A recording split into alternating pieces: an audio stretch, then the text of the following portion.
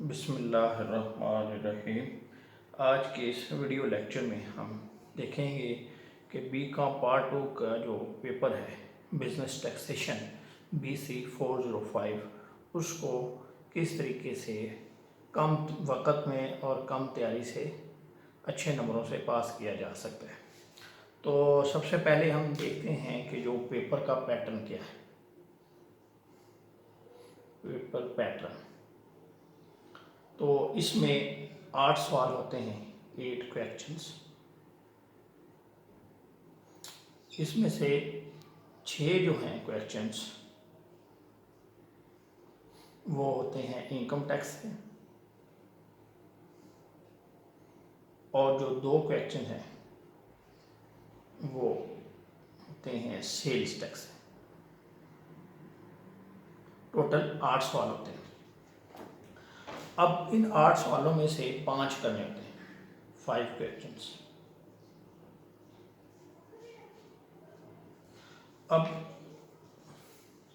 इन 5 सवालों में एक सवाल जो है वो जो लाजमी होता है, कंपलसरी। टोटल जो पेपर है वो 100 मार्क्स का है। 5 क्वेश्चन मल्टीप्लाइड बाय 20, 100 मार्क्स हो गए। और एक क्वेश्चन जो है वो मैंडेटरी है, कंपलसरी है, कंपलसरी। और वो कौन सा क्वेश्चन कंपलसरी है? वो है इनकम टैक्स पोर्शन वाला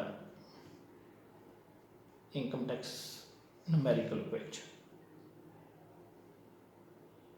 बाकी जो सवाल हैं 7 क्वेश्चंस, उसमें से कोई भी आप 4 उन 7 में से 4 जो हैं वो आप कोई से भी अटैम्प्ट कर सकते हैं, एनी फोर।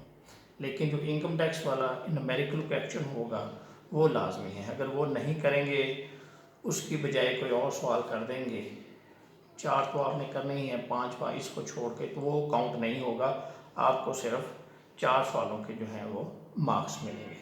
ठीक हो गया। अभी इसकी तैयारी कैसे की जा सकती है अभी हम देखेंगे।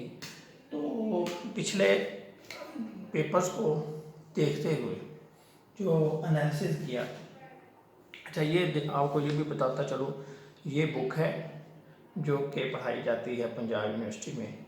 मुअज़्ज़म मुग़ल साहब की बड़े पुराने अरसे, यानी बड़े लंबे अरसे से यही बुक जो है पढ़ाई जाती है। इसी में से न्यूमेरिकल क्वेश्चन आता है, तो आप इसी के जो न्यूमेरिकल क्वेश्चन है वो अटैम्प्ट करें। तो ये अभी हमने पुराने पेपर को देखकर जो है ये कुछ क्वेश्चन निकाले हैं। तो ये टोटल जो है 17 क्वेश्चन बने।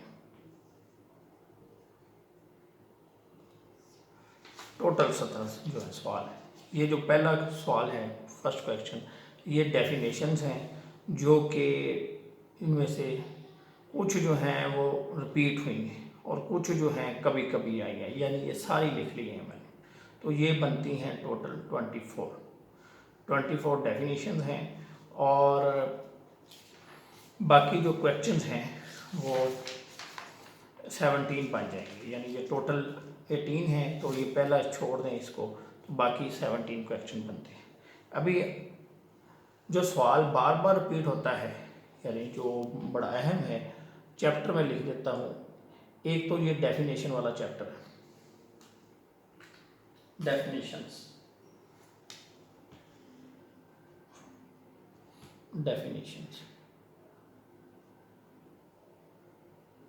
इसमें से लाजमी सवाल आता है। ठीक है। तो अगर आप ये जो डेफिनेशंस दी हुई हैं, 24 डेफिनेशंस हैं, तो इनको याद कर लें, तो उम्मीद है कि इंशाल्लाह आप जो एग्ज़ाम में पेपर आएगा वो आसानी से अटैम्प्ट कर सकेंगे। ठीक है। दूसरा जो क्वेश्चन है वो आ रहा है, वो है चैप्टर 3 से। ये है चैप्टर 1 और दूसरा है चैप्टर 3। इसमें ये है exemption, income exempt from tax. तो इसमें भी ये मैंने कुछ लिखी हुई हैं, ये तकरीबन यानी ये 11 हैं, 11 इनकम, 11 टाइप्स ऑफ इनकम्स। तो अगर आप ये कर लें, ये जो 11 किस्म की जो इनकम्स हैं, इनकी टैक्स ट्रीटमेंट क्या होगी, एग्जाम्पशन के हवाले से होगी या नहीं होगी, तो ये चैप्टर 3 में आपको सारी मिल जाएंगी। तो अगर आप ये कर लें तो आपके 2 सवाल कवर हो गए। ठीक है, न्यूमेरिकल जो है वो तो कंपलसरी है, वो तो आपने छोड़ना ही नहीं है किसी सूरत भी, वो लाजमी है। अभी हम बाकी जो 4 सवाल है वो कैसे करने हैं उसकी तैयारी कर रहे हैं। ये 2 सवाल हो गए, और तीसरा जो सवाल है वो है इनकम टैक्स अथॉरिटीज़ का। इसमें से भी एक सवाल जो है बार बार आ रहा है, ये आपके सामने ही है, ये क्वेश्चन 6 है। 6 इसमें explain in detail the provision of income tax ordinance 2001 in respect of appeal to tribunal. एक सवाल है federal board of revenue is the highest executive authority, और क्वेश्चन 8 ये लिखा हुआ मैंने एपलेट ट्रिब्यूनल इनलैंड रेवेन्यू, और ये 9 में है कमिश्नर इनलैंड रेवेन्यू। यानी ये 4 सवाल जो हैं मुख्तलिफ़ सूरतों में एक ही चैप्टर से आए हैं। तो अगर आप इन चारों को कर लें, यानी ये पूरा चैप्टर ही कर लें, ये चैप्टर है 15, तो आपके ये 3 सवाल कंप्लीट हुए। 3 ये हो गए, चौथा जो है न्यूमेरिकल। अब एक सवाल बचा। अब वो जो मैं आपको रिकमेंड करता हूँ कि आप जो सेल टैक्स वाला न्यूमेरिकल है उसको उठा लें। सेल टैक्स न्यूमेरिकल क्वेश्चन 5वां सवाल वो आप करें। ये कंपलसरी नहीं है, सेल टैक्स वाला कंपलसरी नहीं है, लेकिन मेरी जो आपके स्टूडेंट्स को जो है सजेशन है वो ये है, रिकमेंडेशन है कि वो ये सवाल ज़रूर करें। 2 न्यूमेरिकल हो जाएंगे, ये न्यूमेरिकल और ये न्यूमेरिकल। अगर आप इन दोनों के ऊपर जो है अपनी एनर्जीज एग्जर्ट करते हैं, इन 2 सवालों के ऊपर, इनकम टैक्स के न्यूमेरिकल पर और सेल टैक्स के न्यूमेरिकल पर, तो आपके 40 में से, यानी कोई गलती ना हो तो 40 में से 40 या 36, 38 आ जाएंगे। तो आपके और पासिंग मार्क्स जो हैं वो 40 हैं। तो 40 में से अगर आपको सपोज कोई गलती भी सपोज आप कर लेते हैं, छोटी सी, बड़ी गलती ना हो, क्योंकि बड़ी गलती करेंगे तो सारा सवाल गलत हो जाएगा। कोई एंड में जाके आपसे कोई मिस्टेक होगी छोटी सी टैक्स निकालते हुए, तो वो आपके थोड़े मार्क्स कटेंगे। तो अगर आपके 40 में से 30 भी आ गए, और अगर आप 2 डेफिनेशंस कर दें, 3 डेफिनेशन कर दें, तो आप पास हो जाएंगे बड़ी आसानी के साथ। ठीक है, यानी ये तब होगा जब आप 2 न्यूमेरिकल सवाल उठाएंगे, एक इनकम टैक्स वाला और एक सेल टैक्स वाला। फिर आप इनमें से कोई एक सवाल भी कर देंगे तो पास हो जाएंगे। लेकिन आपका जो टारगेट है वो पास होना नहीं होना चाहिए, आपका टारगेट होना चाहिए कि आपके 70+ मार्क्स हों। तो अगर आप 70+ मार्क्स लेना चाहते हैं तो definitely you will have to attempt 1 numerical of income tax and second from sale tax. ठीक है, तो इस तरीके से आपके जो हैं 5 सवाल पूरे हो जाते हैं। यानी 3 चैप्टर्स आप ये कर लें, डेफिनेशन वाला, income exempt from tax chapter 3 ये, और एक इनकम टैक्स 30 वाला, तो 3 सवाल यहाँ से आपको मिल जाएंगे, और 2 सवाल जो हैं ये आप आसानी से ये जो न्यूमेरिकल कर लेंगे तो आपके पूरे 5 हो जाएंगे। ठीक है, अगर आप ये न्यूमेरिकल क्वेश्चन करेंगे, ये न्यूमेरिकल क्वेश्चन जो है इनकम टैक्स वाला, इससे आपको जो दूसरे सवाल हैं ये आए हुए हैं, tax treatment of accommodation, conveyance, loans to employ, medical hospitalisation fee. तो एक सवाल और आप भी कर सकते हैं, यानी आपके पास क्वेश्चन होगा। यानी अगर आपको ये सवाल नहीं आता, सपोज आपको सेल टैक्स के सवाल में कोई प्रॉब्लम पेश आ रही है, आप समझते हैं ये मुश्किल है, तो फिर आपके पास एक क्वेश्चन है कि जब आप इसकी तैयारी करेंगे इनकम टैक्स के न्यूमेरिकल क्वेश्चन की, तो एक सवाल की आपकी ऑटोमेटिकली तैयारी हो जाएगी। जैसे ये अभी क्वेश्चन 3 है, यानी इसमें लिखा हुआ है discuss in detail the tax treatment under the income tax ordinance 2001 for the following facilities provided by employer to the employees, accommodation, conveyance, loans to employee, medical hospitalisation fee and expenses. एक सवाल ये आपका तैयार हो जाएगा।